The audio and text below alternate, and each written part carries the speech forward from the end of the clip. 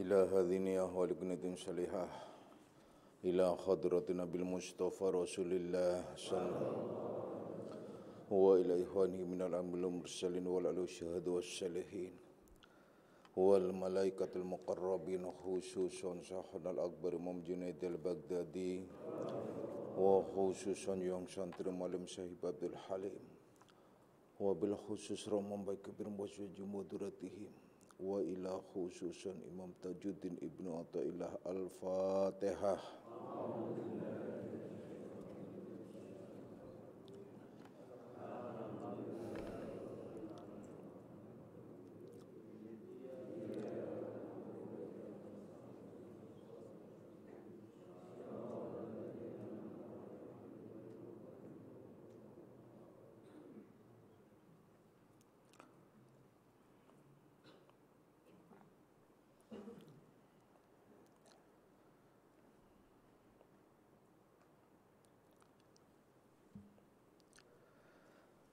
Assalamualaikum warahmatullahi wabarakatuh.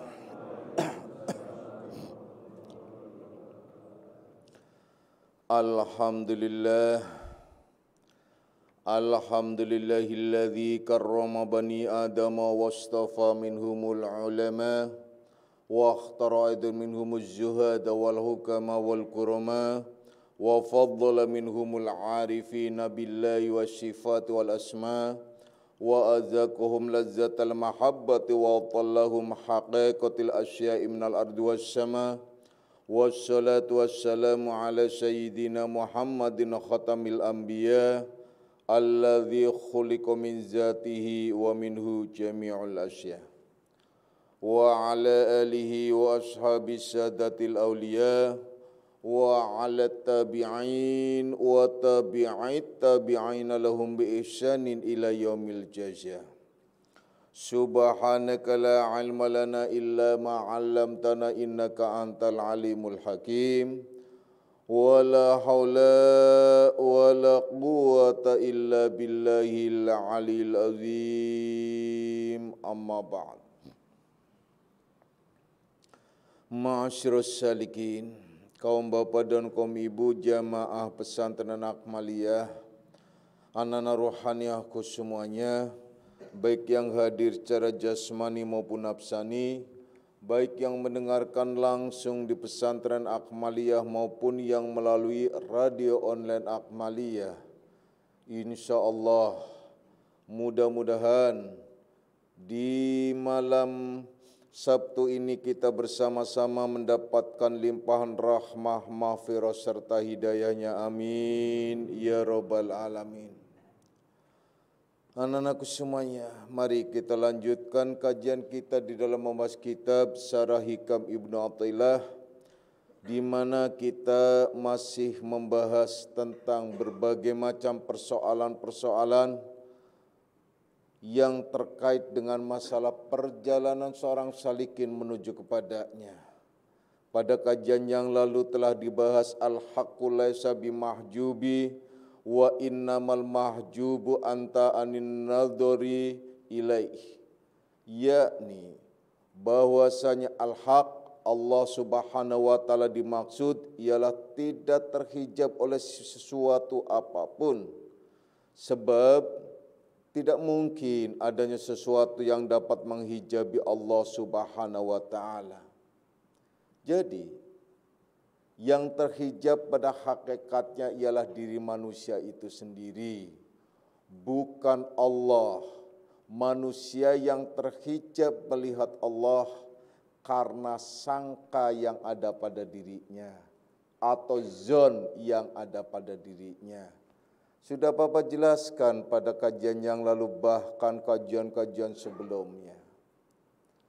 Semua yang kita lihat, semua yang kita rasakan, yang kita ketahui, itu hakikatnya ialah sangka kita dalam menentukan apapun, seperti menamainya, nama air, nama apa saja, benda apapun termasuk binatang dan lain sebagainya. nama-nama itu sebatas nama lokal menjadi nama komunikasi di mana kita sebagai hamba, sebagai manusia yang tidak bisa lepas dari semua itu, dan itu sudah terpatri di dalam diri kita. Karena sudah terpatrinya di dalam diri kita sehingga kita tidak bisa menamakannya selain daripada apa yang telah kita ketahui. Contoh saja bagi orang Indonesia yang seperti Bapak telah nyatakan pada kajian yang lalu, air. Apakah benar itu air? Air itu hanya sebatas nama, nama bagi benda, nama bagi zat cair tersebut. Tapi bisa jadi jangankan di luar negara kita, di dalam negara kita itu sendiri sudah namanya berbeda-beda. Bagi orang Jawa menyebut dengan kata toya, padahal benda itu juga. Kemudian orang Pasundan menyebutkan cai, padahal benda itu juga. Kalau daerah sana melipir dikit disebut water. Kalau di daerah Timur Tengah disebut alma, maun atau air. Namun telinga kita lebih ke familiar dengan sebutan air. Padahal benda itu, maka sebutan itu yang menutupi, yang menghijabi diri kita, yaitu sangka kita. Berarti sangka, kita menyangka. Kalian selama ini menyebut, menamakan sesuai dengan diri kalian, dengan lokal kalian. Kalau kalian bisa tahu nama aslinya, tentu saja kalian bisa memanggilnya dan ia datang. Siapapun yang dipanggil oleh khalifah pasti datang. Kalau kalian memang sudah menjadi khalifah. Khalifah artinya pemimpin, pemimpin di muka bumi ini. Kalau kalian sudah menjadi pemimpin, tentu saja bisa memanggilnya. Kalau kalian tahu yang sesungguhnya. Nah, sementara kalian hanya bisa memanggil nama palsu, yaitu nama sangka-sangka kalian. Kalian sendiri kalau dipanggil bukan nama asli kalian, pasti kalian tidak akan nengok apalagi datang. Coba kalau kalian dipanggil dengan nama asli kalian, pasti kalian akan nengok, bahkan datang menyapanya. Begitu juga semua yang kalian sebut itu sebenarnya dengan sebutan-sebutan palsu. Makanya disebutkan bahwasanya Allah itu al-haq yang hak. Selain Allah batil, batal. Tidak benar. Wahai anak-anakku semuanya, itulah isyarat yang disebut bahwa selain Allah itu halik, tidak ada, sirna, batal, kuluman alayafani wa yabqa wajhu rabbika dzul jalali wal ikram. Semuanya, tiap-tiap sesuatu apapun itu fana, tidak ada. Yang ada, yang kekal, ialah wajah diri Tuhanmu. Berarti selain Allah itu tidak ada. Berarti kalau ada hanya sebutan lokal. Itu pun kalau ada, karena diadakan oleh sangka kita. Jadi sangka kita yang menghijabi diri kita melihat al-haq, melihat Allah yang sesungguhnya. Wahai anak-anakku semuanya, itulah kajian-kajian pada Sabtu yang lalu, di mana kita ternyata selama ini memandang sesuatu, melihat sesuatu, itu bukan pada yang hak, tetapi pada yang batal. Anak-anakku semuanya. Kemudian mu'allif mengajak kembali kepada kita agar kita lebih tahu, lebih faham, lebih mengerti untuk sampai kepada Allah Subhanahu wa taala, yakni ukhruj min awsafi basyariyatika an kulli wasfin munaqisin li'ubudiyatika litakuna linida'il haqqi mujibaw wa min hadratihi qariban, yakni ukhruj min awsafi, keluarlah kamu dari sifat-sifat basyariyatika. Jadi sifat-sifat basyariahmu, sifat-sifat kemanusiaanmu gitu.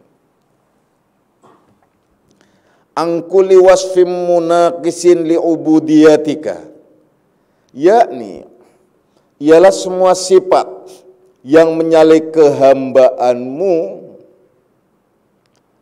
litakuna linida'il haqqi mujiban wa min hadratihi qariban, supaya mudah, agar kamu itu mudah untuk menyambut panggilan al-haq, panggilan Allah Subhanahu wa taala, dan agar lebih mudah lagi dalam pendekatanmu kepadanya. Anak-anakku semuanya, setelah mu'allif menjelaskan bahwasanya Allah itu tidak terhijab dan tidak ada yang bisa menghijabi Allah, kemudian merangkai untuk memahami dan mengerti bahwa Allah itu tidak terhijab, untuk faham, untuk mengerti bahwa Allah itu hakikatnya wujud, jelas ada, maka kalian harus keluar dari sifat-sifat basyariah kalian. Apa sih sifat-sifat basyariah kalian? Banyak sekali.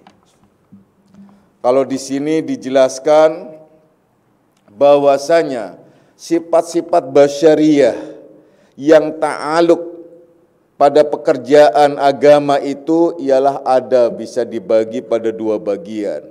Pertama, yaitu yang ta'aluk pada zahir hamba,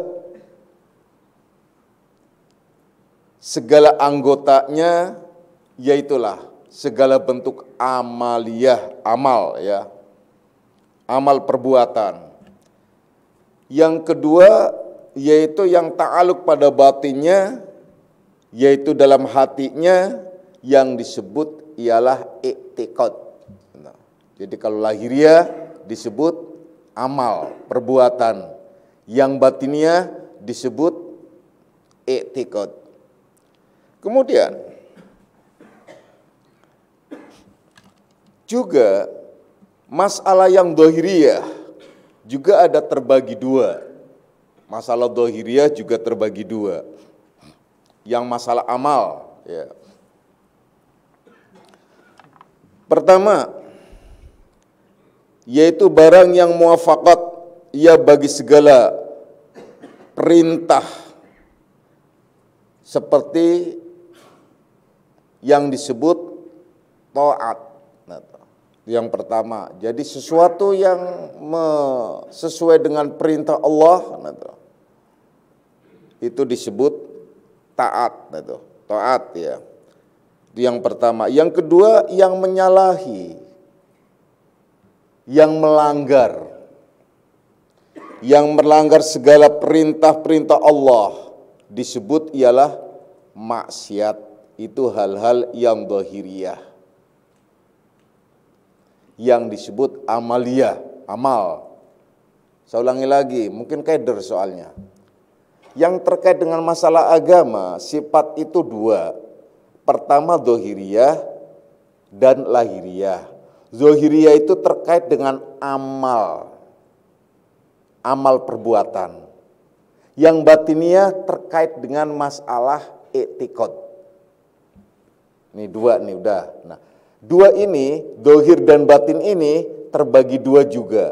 Yang dohiriyah itu ialah dalam hal amal yang baik-baik, yang mengikuti perintah Allah dan Rasulnya disebut taat.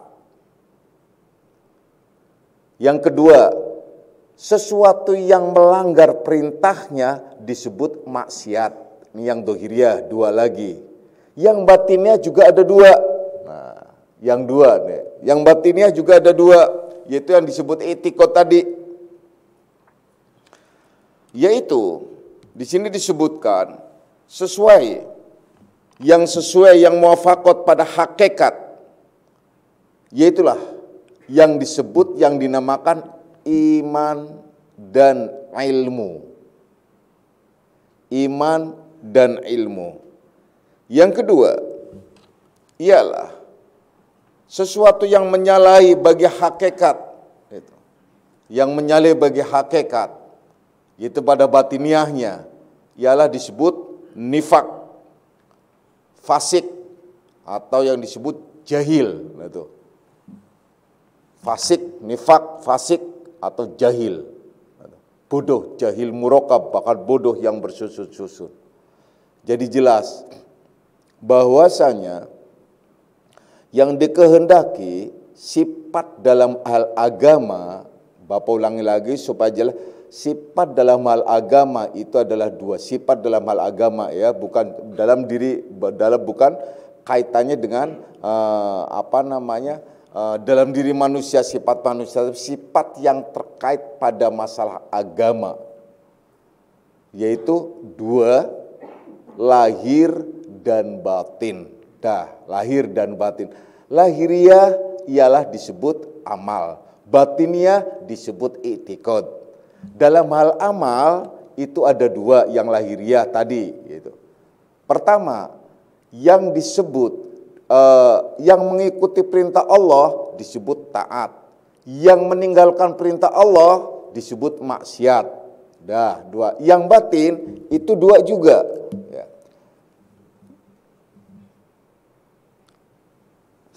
Yaitu yang sesuai pada hakikatnya ya, disebut iman dan ilmu. Yang tidak sesuai dengan hakikat atau yang asli, yang tidak sesuai atau dengan berarti berpaling, ialah disebut nifak atau fasik. Yaitu juga disebut jahil atau bodoh, jahil murokab. Jelas.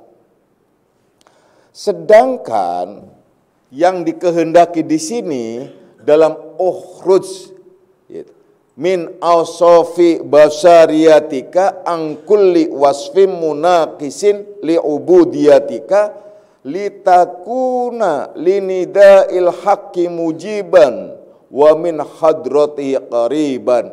Itu sifat-sifat basyariyah yang terkait dengan wilayah diri kita. Wilayah diri kita. Ini yang paling utama. Yang dikehendaki basyariah di sini ialah lahiriah, kemanusiaannya, kehambaannya. Sebagaimana ini supaya kalian pengertian basyariah supaya jelas. Jangan sampai salah pemahaman. Seperti begini dalam firman Allah. Yaitu Rasulullah sallallahu alaihi wasallam disuruh menyampaikan, "Qul innama ana basyarum mislukum." Innama, perhatikan, innama ana basarun, basyar, basyariah. Sesungguhnya aku ini manusia biasa seperti kamu. Kalau sudah diklaim ini aku manusia biasa seperti kamu, kemudian jangan umatnya itu lebay. seperti orang-orang yang mungkin baru belajar agama, ada berlebay. Rasulullah juga seperti kita gak mau macam-macam dan lain sebagainya. Iya, Rasulullah mengklaim memang seperti kita dalam hal basyariyah, kemanusiaannya, yaitu sifat-sifat kemanusiaannya. Apa sih sifat-sifat kemanusiaannya? Yaitu manusia itu dalam hal ini seperti ada sifat yang disebut tabi'i, ada sifat yang disebut robaniyah. Ada juga yang disebut nafsaniyah. Jadi tabi'i, nafsaniyah, dan robaniyah. Nih, perhatikan, tabi'i ini kaitannya dengan basyariyah. Nafsaniyah kaitannya dengan jiwa. Robaniyah kaitannya dengan wilayah ruhaniyah. Kalau sudah robaniyah, ini adalah kaitan dengan latifatur robaniyah. Nah, di sini ada perbedaan akhirnya. Kalau basyariahnya sama. Seperti saya juga akan menyatakan kepada kalian, aku ini manusia biasa seperti kamu. Kalau hadisnya artis, aku juga manusia. Itu hadis di sana kalau nggak salah itu ada tuh ya. Oh hadis Pak, hadis itu arti saya tidak mengatakan al-hadis, hadis gitu. Hadis itu artinya yang baru. Yang baru, sesuatu yang baru itu disebut hadis. Jadi kalau ada sesuatu yang menyatakan baru itu ya disebut hadis. Nah, itu. Nah, jadi ya zaman hadis dong kalau gitu. Iya zaman hadis. Kalau orang anak-anak ABG disebut zaman now. Nah itu loh. Ya kan gitu. Hadis itu sesuatu yang baru. Kalian pakai kudung ini hadis ini. Kenapa? Bid'ah. Kenapa? Karena pada zaman Rasul wanita nggak pakai kudung kayak kalian, pakainya jilbab. Jilbab itu apa? Jilbab itu yang tertutup langsung, kemudian sampai ke bawah itu nggak ini, artinya nggak ada yang namanya jeda terus sampai ke bawah ke bawah langsung. Itu namanya jilbab. Itu yang asli nama jilbab tuh begitu. Wah kalau gitu saya mah pakainya enggak pakai jilbab, hijab. Wah hijab. Hijab itu artinya menutupi. Nah kalau hijaber itu barber, gitu loh. Ya. Hijab gitu.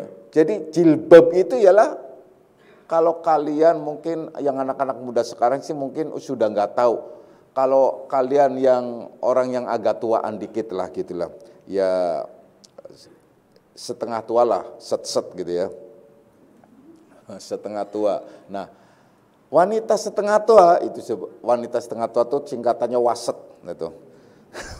Wanita setengah tua tuh ya, itu insya Allah pernah ngalamin atau tahu tentang mukena di zaman dulu. Itu yang disebut mukena. Mukagak serah, nah itu loh. mukena tuh. Itu mukena itu dulu itu model jilbab, nah itu loh. Itu modelnya jilbab, jadi langsung nyatu. Jadi nggak ada potong. Kalau sekarang kan udah model potong-potongan, apalagi udah mukena, wah udah dibagi dua kan, akhirnya dibagi dua.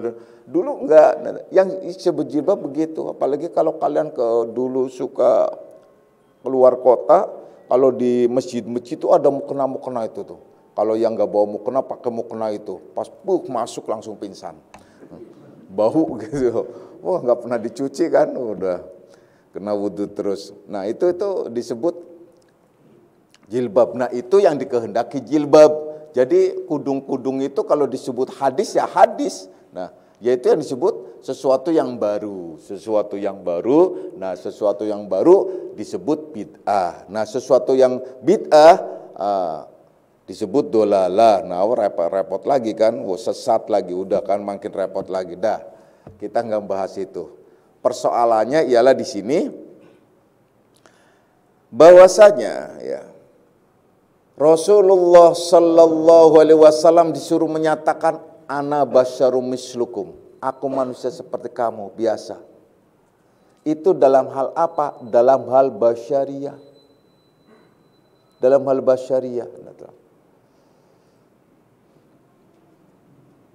Dalam hal basyariah apa saja? Contohnya yaitu yang bersifat jaiz. Apa yang bersifat jaiz? Yang bersifat jaiz itu ialah yang harus. Seperti contohnya makan, minum, tidur, dan lain sebagainya untuk kebutuhan. Itu manusia biasa seperti kamu. Aku juga manusia biasa seperti kamu. Kalian makan, aku juga makan. Kalian lapar, aku juga lapar. Kalian beristri, aku juga beristri, dan seterusnya. Anak dan lain sebagainya, basyariahnya sama. Kenapa? Karena memang Allah sengaja mengutus Rasulnya, mengutus para kekasihnya, menyampaikannya itu dari golonganmu, dari bangsamu, agar bisa diikuti, agar bisa dijadikan uswah, agar kalian tidak terpesona karena ia bukan orang biasa, bukan, tapi manusia biasa seperti kamu. Ana basyarum mislukum, aku manusia seperti kamu. Ini basyariah, pengertian basyariah. Jadi kalau ada orang yang menyatakan Rasul kan manusia biasa seperti kita, iya, manusia biasa dalam hal basyariahnya. Perhatikan ayatnya selanjutnya, basyariah mislukum di sini. Apa kalimat selanjutnya? Yuha ilayya. Nah, ini mulai berbedanya. Yuha ilayya, wahyu kepadaku, yang membedakannya. Aku menerima wahyu dari Allah langsung atau melalui Jibril. Kamu menerima ilmu itu melaluiku. Karena akhirnya semacam itu contoh yang mudah untuk dicerna. Kita tidak membahas jauh masalah itu. Yang sedang kita bahas ialah basyariah di sini ialah wilayah lahiriah. Itu yang disebut sifat-sifat tabi'i. Manusia itu sifat tabi'i, sifat tabiatnya manusia, tabiat lah istilahnya. Tabiat, nah itu juga dalam bahasa Indonesia tabiat. Nah itu tabi'i maksudnya itu bahasa Arabnya, yaitu manusia biasanya. Kenapa sih? Tabiatnya manusia ialah tidur. Kalau ada manusia nggak tidur, itu berarti bukan manusia. Siapa? Ikan. Ikan, coba kalian lihat, pelantalangin nggak tidur-tidur dia. Melek mulu, kedip aja nggak pernah apalagi tidur. Coba. Terenungkan baik-baik. Ayam nggak pernah tidur, ngantuk aja udah dipotong. Itu. Makanya kalian malam-malam datengin ayam kalian, dia melek gitu. Karena nggak pernah tidur kan ya. Dah, kita nggak bahas ke sana lagi. Jadi ini manusia biasa tabiat. Ya, yang disuruh ukhruj min awsafi basyariyatika, keluar kamu dari sifat-sifat basyariah kamu. Nah, manusia suka makan, manusia suka minum, suka tidur dan lain sebagainya. Tetapi di sini disuruh dikurangi. Nah, mulai makan jangan kayak makannya manusia, manusia pada umumnya seperti binatang. Makan ya makan, tapi jangan melampaui batas. Minum ya minum, tapi nggak boleh melampaui batas. Kalau Rasulullah Sallallahu Alaihi Wasallam itu selalu menyatakan bahwa beliau itu makan itu hanya sekedar untuk menegakkan tulang belakang. Kalau ternyata satu piring tulang belakangnya belum tegak, tambah lagi sepiring lagi. Kurang lagi sepiring lagi, kurang lagi sepiring lagi, kurang. Itu mah udah bukan manusia gitu ya. Menegakkan tulang belakang, sekedar menegakkan tulang belakang. Kemudian ditanya lagi, beliau makan setelah datang lapar. Berhenti sebelum datang kenyang. Kalau kalian makan walau belum lapar, ada yang nawarin, makan lagi. Berhenti sebelum datang, nah itu. Kan gitu. Beda, Nah itu persoalannya. Di sini membedakan, kita disuruh keluar dari sifat-sifat kebiasaan manusia seperti itu. Tidur berlebihan.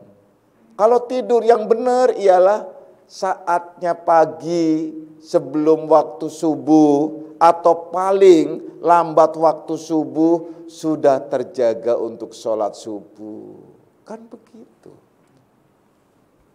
Itu tabiat manusia. Kalau mau tidur, maunya tidur. Dari awal sampai akhir tanpa harus melakukan apa, tidurlah kalian.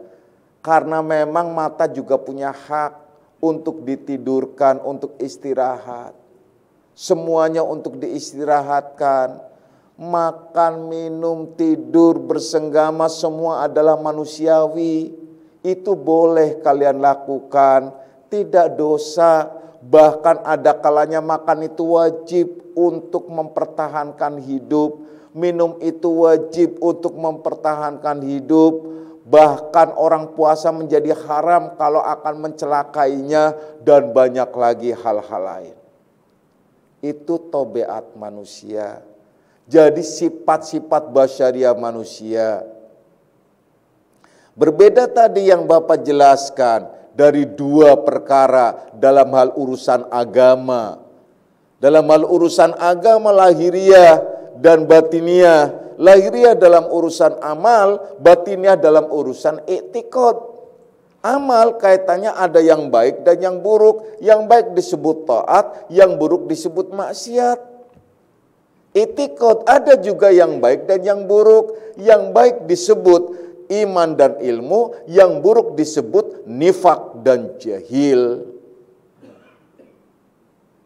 Ini kaitan dengan agama, tapi masuk ke tabii, nafsani, ya. Kemudian kaitannya dengan robbani. Tabiat kita, kalau seorang salikin, sebaiknya melawan tabiat kemanusiaannya. Nah, biasanya tidur banyak, kurangin. Biasanya makan banyak, kurangin. Biasanya minum banyak, kurangin. Biasanya semuanya, pokoknya tabiatnya. Manusianya itu kurangin. Kalian kalau semua belajar ilmu tidak lapar, ilmu itu nggak akan masuk, susah. Kalau kalian belajar ilmu yang benar dan baik itu adalah kalau perut itu lapar. Tapi kalau menurut medis malah nggak konsentrasi, lapar itu. Wah, udah repot juga ya. Itu bertentangan kadang-kadang. Tapi anak-anak santri kebanyakan lapar. Karena apa? Ya karena nggak dapat kiriman dari orang tuanya kali kan. Lapar terus gitu. Tapi kalau santri-santri dulu memang banyakan lapar. Dan belajar itu adalah lapar. Harus lapar. Dan saya itu lapar banget waktu itu. Wah, sampai badan tuh kurus kering dah. Wah, kayak lidi aja artinya. Bukan karena kelaparan, tapi memang harus lapar. Dan guru saya, jangan kamu belajar ilmu kalau kamu sendiri tidak lapar, nggak akan mungkin bisa masuk ilmu itu. Ilmu itu nur. Nah itu. Terus lapar dari mana? Lapar dari segala-galanya. Jadi jangan sampai kemasukan barang-barang yang akhirnya menggelap gulitakan, itu juga persoalan. Itu kaitannya dengan masalah amal, kemaksiatan. Jadi lapar. Itu akan lebih mudah. Karena apa? Karena kita disuruh ukhruj min awsafi basariyatika. Keluar kamu dari sifat-sifat basyariah, sifat manusiawinya, sifat tabiat manusianya. Tabiat manusia yang disebut sifat tabi'i ya, kalau di dalam kitab Syarhus Salikin itu pernah dijelaskan itu. Sudah dijelaskan sifat-sifat, salah satu sifat Salah satunya ialah tobeat, yaitu sifat tobi'i, nah disebutnya. Tobeat manusia. Nah, tobeat manusia kalau kita tidak meruntuhkan tobeatnya, kita akan terkendali oleh tobeat manusia sendiri. Kalau kita sudah terkendali oleh tobeat manusia sendiri, bagaimana kita akan masuk, yaitu angkuli wasfi munaqisin li ubudiyatika litakuna linida'il haqqi mujiban wa min hadrati qariban. Bagaimana mungkin kalian akan mudah untuk menyambut panggilan Allah kalau kalian tidak menyalahi sifat-sifat basyariah kalian, tidak menyalahi sifat-sifat kehambaan kalian. Gak akan mungkin kalian mudah memenuhi panggilan Allah, terlebih lagi untuk mendekatkan diri kepadanya. Gak bisa. Makanya sebelumnya kalian harus tahu sifat tobeat apa sih? Sebenarnya sudah diajarkan kepada kalian. Apa sih? Ialah amaroh. Sifat amaroh itu tobeat manusia. Makanya sifat amaroh itu pekerjaannya apa sih? Nafsu amaroh itu pekerjaannya atau sifatnya nafsu amaroh itu makan, minum, tidur, bersenggam. Empat ini harus kita tundukkan, kendalikan, keluar dari hal ini, dari manusianya, kemanusiaannya. Bukannya nggak boleh makan, bukannya nggak boleh minum, bukannya nggak boleh tidur, bukannya nggak boleh sebagaimana layaknya manusia, boleh. Namun wala tusrifu, jangan melampaui batas, jangan berlebih-lebihan. Kalau berlebihan akan menjadi petaka bagi diri kalian sebagai manusia, akan menjadi gelap gulita terus. Ingat, kalian semua sekarang saja sudah berjalan di atas kegelapan. Karena ad-dunya zulmatun, dunia itu gelap. Sementara kalian berjalan di kegelapan, kalian sendiri saja sudah gelap. Ini kan malah petaka akhirnya. Yang terang itu ilmu, nur, cahaya. Nah, kalau kita sudah di dalam kegelapan, bahaya. Makanya disuruh kita membiasakan puasa-puasa sunnah. Boleh puasa Senin Kamis, boleh puasa hari-hari putih, boleh puasa kalau kalian ingin puasa disebut puasa Daud. Sehari puasa, sehari tidak, dalam mengendalikan lapar. Kalau sudah terbiasa kalian puasa, enak rasanya, nyaman rasanya. Dan perut juga enak, ringan. Itu terbiasa, itu kebiasaan. Wahai anak-anakku semuanya, maka kalau kalian tidak keluar dari sifat basyariah kalian, selamanya kalian tetap jalan di tempat. Bahkan jangankan kalian bisa bergerak menuju kepadanya. Susah. Beri diumpamakan begini. Kalau kalian bikin balon, 2, 1 ditiup,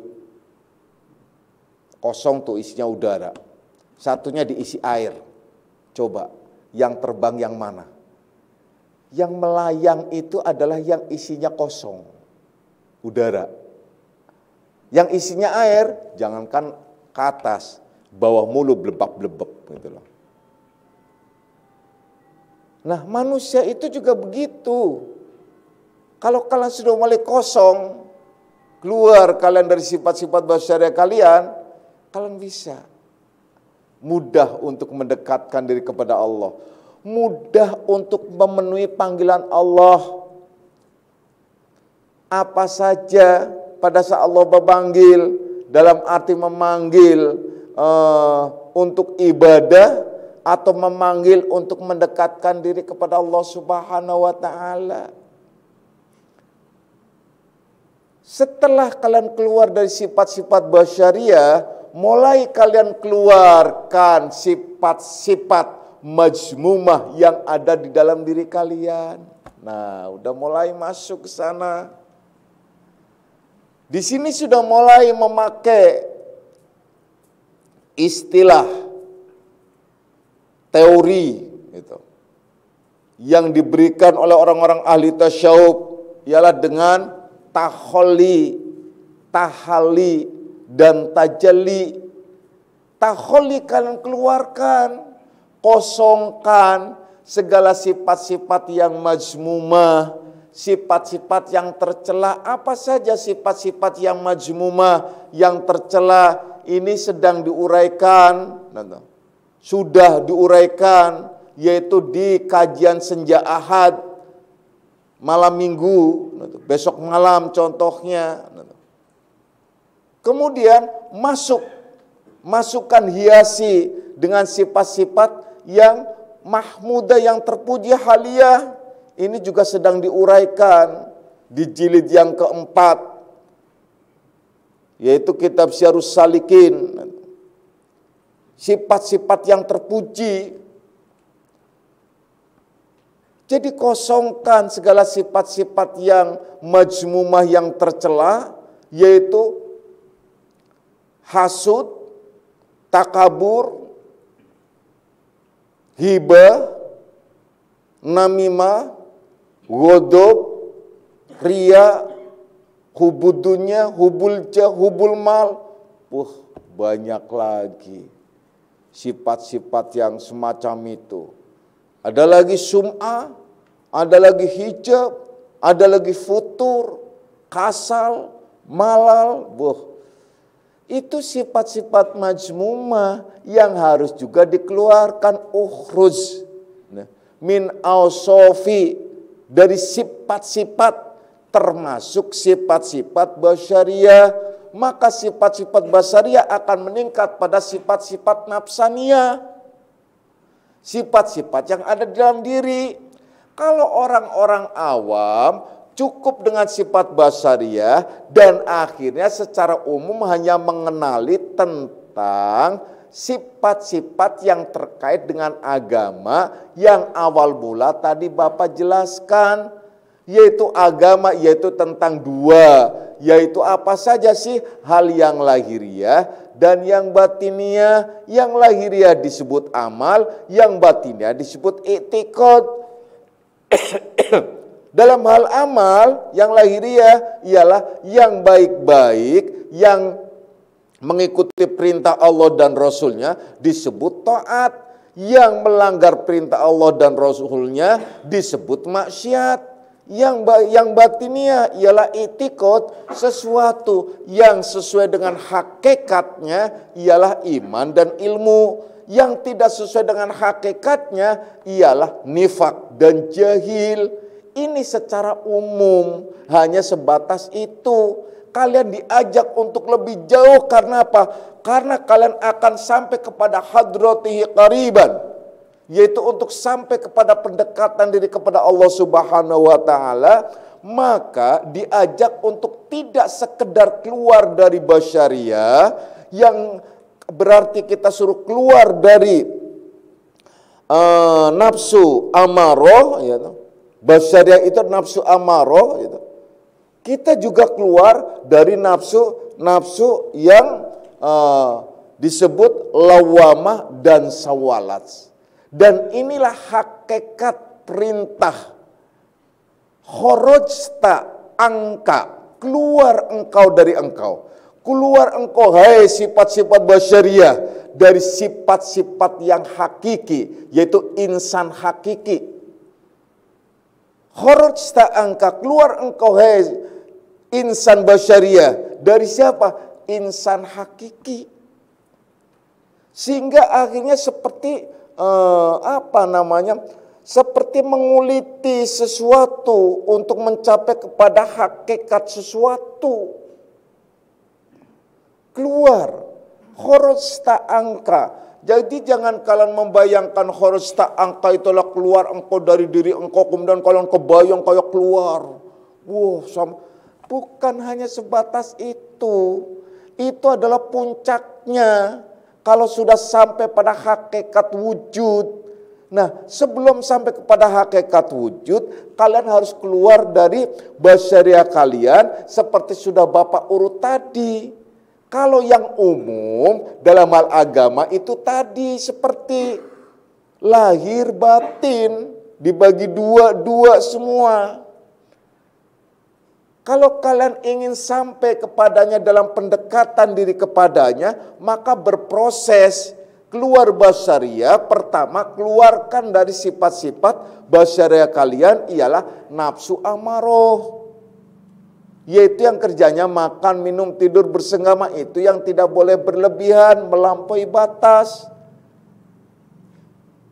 Dan sifat-sifat basyariah kalian ialah kemanusiaan kalian, tabiat kalian, tobeat. Kemudian keluar kalian yaitu dari sifat-sifat majmumah yang tercela. Jadi bukan sebatas basyariah, ialah nafsaniyah. Maka nafsaniyah itu ialah kalian harus mengeluarkan diri kalian, kosongkan diri kalian, taholi, yaitu dari sifat-sifat majmumah. Nah, kalau kalian sudah keluar dari sifat-sifat majmumah, maka kan mudah. Ialah mudah untuk linida'il haqqi mujiban. Kalian akan mudah memenuhi panggilan Allah, pilhal langsung. Mudah memenuhi panggilan Allah kalau kalian nafsunya itulah sudah mulai keluar semua. Dikeluarkan, dikosongkan. Itu gampang. Kalau tidak, rumit persoalannya. Susah. Menuju kepadanya sangat susah. Wahai anak-anakku semuanya. Nah, kalau benar kalian sudah keluar satu persatu, terus keluarkan yang majmua di situ, baru kalian bisa memenuhi panggilan Allah. Dalam ibadah itu tidak terpontal-pontal, rasanya kalian menikmati ibadah tersebut. Sholat kalian dinikmati, tidak ada kata malas. Tidak ada kata jenuh. Kalau kalian masih malas sholat, itu kalian masih bergumul dengan nafsu. Jangan mengaku makrifah dulu. Jangan mengaku ahli tauhid dulu. Jangan mengaku seorang salikin yang sesungguhnya. Salikin yang sesungguhnya seharusnya sudah keluar dari sifat basyariah. Yang berarti dia harusnya sudah mulai menikmati panggilan Allah. Sudah mulai menikmati panggilan Allah. Kalau tidak, ya bukan salikin yang sesungguhnya. Bagaimana kalian mengklaim menjadi ahli tauhid, ahli hakikat, seorang salikin, sementara sholat saja masih males, puasa apalagi nggak kuat, alasannya macam-macam dan berbagai macam lainnya, termasuk juga males untuk mengeluarkan zakatnya, sodakohnya, dan banyak lagi hal-hal lain. Nggak mungkin kalau seorang salikin yang sudah ukhruj min awsofi basariyatika angkulli wasfin. Nah, di sini ada kalimatnya angkulli wasfin munaqisin li'ubudiyatika litakuna linida'il haqqi mujiban wa min hadratihi qariban. Jadi keluar kamu dari sifat-sifat basariah kamu, kemanusiaanmu, ialah semua angkuli wasfin, ialah semua sifat ialah semua sifat yang menyalahi kehambaanmu. Itu maksudnya supaya mudah. Jadi kita keluar, kita harus menyalahi sifat-sifat kehambaan kita. Apa sih sifat-sifat kehambaan kita? Kita sukanya macam-macam deh yang namanya manusia. Ini secara lahiriah, manusia itu apa sih? Makan pengen kenyang. Nah, kurangin tadi. Kembali lagi, minum kepenyang, semuanya kepenyang serba cukup, serba lebih. Nah, itu semua harus dikurangi semuanya. Nah, baru masuk ke wilayah nafsaniyah, mulai sifat-sifat majmumah yang tercela itu yang harus kita kosongkan, baru isi. Nah, Haliyahnya itu isi takhalli gitu. Takhalli keluarkan, kosongkan, tahalli, tahalli itu haliyah itu adalah hiasi, menghiasi gitu. Menghiasi apa? Menghiasi, memperelok jiwa dan diri kita. Dengan cara apa? Dengan cara memenuhi panggilan-panggilan Allah. Kalau sudah istiqomah dan jalan dengan baik dan benar, maka dia akan tajalli sampai kepada derajat yang disebut Robbaniyah tadi. Yaitu sampai kepada latifatur Robbaniyah. Kalau sudah sampai pada latifatur Robbaniyah, itulah hakikat dia akhirnya kharajta angka. Jadi setelah kharajta angka mulai dari nafs terus, baru kharajta angka. Maka kharajta angka di situ benar dia keluar dari dirinya. Yaitu diri apa? Diri kemanusiaannya, akhirnya dia tahu persis. Keluarlah akhirnya insan basyariahnya daripada insan hakikinya. Maka dia sudah berdiri pada posisi insan hakiki. Kalau sudah berdiri pada posisi insan hakiki, maka terbukalah semua hijab. Nah, terbukalah semua hijab. Karena apa? Karena dia sudah disebutkan wa min hadratihi qariban, dia sudah mendekatkan diri kepadanya, bukan sebatas mendekatkan, akhirnya dia dekat, bukan sebatas dekat, akhirnya dia berjumpa liqa Allah, perjumpaan dengan Tuhannya, yaitu dengan Allah Subhanahu wa Ta'ala. Itu melalui proses semacam itu tadi. Kalau tidak, nggak mungkin bisa pada ghalibnya. Itu harus semacam itu. Kalau tidak, ya nggak bisa. Ya kan ada yang tiba-tiba itu nazir, yang mazdub billah langsung itu nazir. Tetap harus melalui proses mazdub bisyai, baru mazdub billah. Mazdub bisyai ialah melalui proses tadi pembelajaran. Kemudian kalian mengamalkan dengan cara yaitu tadi. Kalian keluar dari sifat-sifat basyariah, kemudian keluar dari sifat-sifat nafsaniyah, baru masuk ke wilayah latifatur robbaniyah. Yang akhirnya benar kharajta angka. Pertama kharajta angka dari sifat basyariah, kemudian kharajta angka dari sifat nafsaniyah, kemudian kharajta angka yaitu anil haqqi. Jadi daripada yang hak ialah keluar yang batil daripada yang hak itu sendiri. Maka al-haq yang dikehendaki di sini ialah insan hakiki. Al-haq yang dikehendaki di sini tentu ialah perwujudan diri yang sesungguhnya ialah Allah Subhanahu wa Ta'ala. Insya Allah kita semua golongan orang-orang yang dibimbing oleh Allah Subhanahu wa Ta'ala. Amin ya rabbal alamin. A'udzubillahi minasyaitonir rajim. Bismillahirrahmanirrahim. Raditu billahi rabban alamin dinan wa bi Muhammadin nabiyya.